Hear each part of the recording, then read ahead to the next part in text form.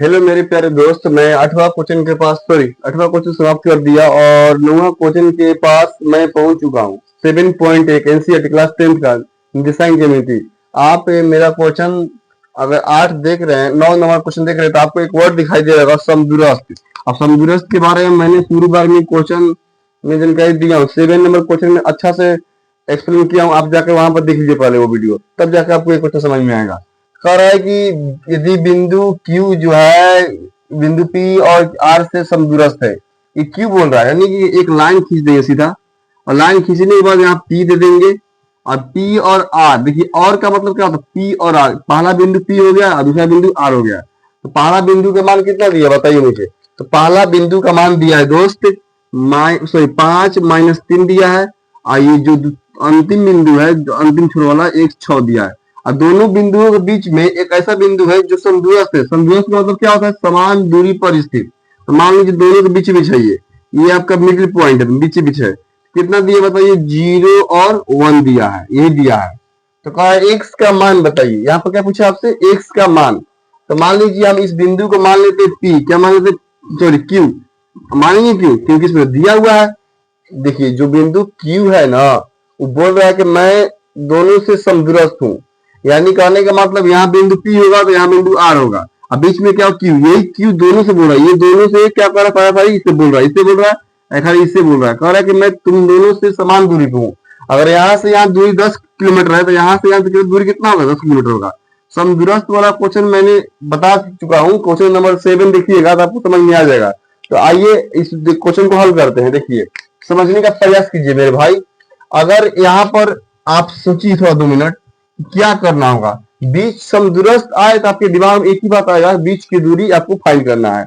देखिए यहाँ पर P की दोनों यहाँ से, यानी कहने का मतलब हुआ कि PQ जो होगा बीच की दूरी, वही QR आपस में क्या होंगे, बराबर होंगे। समदूरस्थ का मतलब क्या, समान दूरी पर स्थित है। जितना PQ होगा उतना Q होगा। अब कहते हैं PQ, तो PQ का मतलब क्या, दूरी हो गया। दूरी सूत्र से ये दूरी निकल रहा है। और QR भी क्या है, दूरी। दोनों दूरी आपस में क्या होगा, बराबर। क्यों बराबर होगा, क्योंकि वर्ड एक साफ तुम यहाँ पर लिखा समदूरस्थ। तो देखिए दोनों दूरी आपस में क्या होंगी, बराबर होंगी।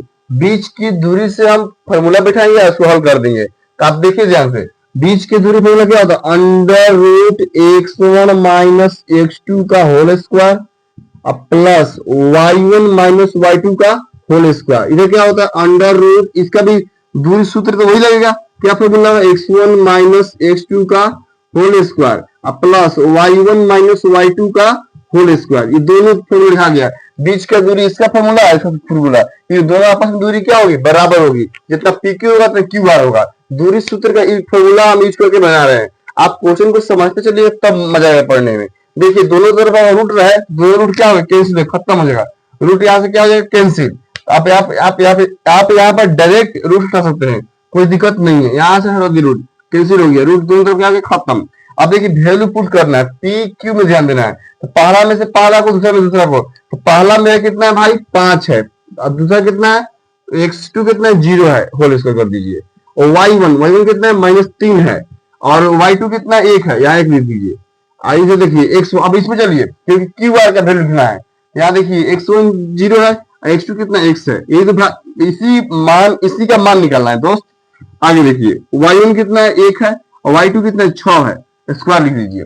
अब देखिए 5 में 0 है, 5, अब 5 का स्क्वायर कितना होता है बताइए, 25 होता है। तो यहाँ पर 25 डायरेक्ट 25 हो गया। अब प्लस ये कितना होगा, -3 या -1, -3 रुपए कर्जा और -1 रुपए कर्जा, कितना हो जाएगा, -4 रुपए कर्जा। -4 का स्क्वायर कर देंगे डायरेक्ट, 16 हो गया। यहाँ देखिए -x का स्क्वायर, x हो गया। यहाँ देखिए 1 में से 6 जाएगा, कितना होगा बताइए, तो 1 में से 6 जाएगा तो -5 होगा। अब -5 का स्क्वायर कितना होता है, 25 रुपए, यानी देंगे 25। कोई दिक्कत, नो दिक्कत। अब देखिए आप यहाँ से चाहे जोड़ के इसे उड़ा दीजिए, नहीं तो आप यहाँ ब्रेक कर दीजिए। 25 में से 25 खत्म हो गया, 25 में से 25 हो गया, खत्म हो गया। इसलिए यहाँ पर क्या बचा, 16 बराबर x स्क्वायर, 16 बराबर x स्क्वायर। यहाँ पर देखिए आप इस तरह से मान को ज्ञात कर सकते हैं। तो आप देखिए x स्क्वायर बराबर जो 16 बचा, अब इसका 16 बचा 16। तो यहाँ देखिए x स्क्वायर प्लस -4 का होल स्क्वायर है। आप प्लस माइनस क्यों ले रहे हैं, क्योंकि 4 का भी स्क्वायर 16 होता है और -4 का भी स्क्वायर 16 होगा, इसलिए प्लस माइनस जोड़ लीजिएगा। अब माइनस माइनस क्या हो गया, कट गया। एक्स का मान कितना हो गया, एक्स का मान +-4 आपका राइट आंसर होगा, यानी +4 में भी आंसर आएगा और -4 में भी आंसर होगा। इसलिए इस बात को ध्यान रखिएगा। तो ये आपका हो गया सोल्यूशन। इधर अगर आपको ज्यादा मॉडिफाई करना है तो इधर या चिन्ह लगा दीजिए, या और का चिन्ह बोलते हैं इसको, लास्ट में होता है, इसलिए इधर बन गया। कोई दिक्कत नहीं है, समस्या कहीं पर दोनों बीच की दूरी से आपको निकाल दीजिए, डायरेक्ट एक्स का मान निकल जाएगा। चलिए देखते हैं नेक्स्ट वीडियो में।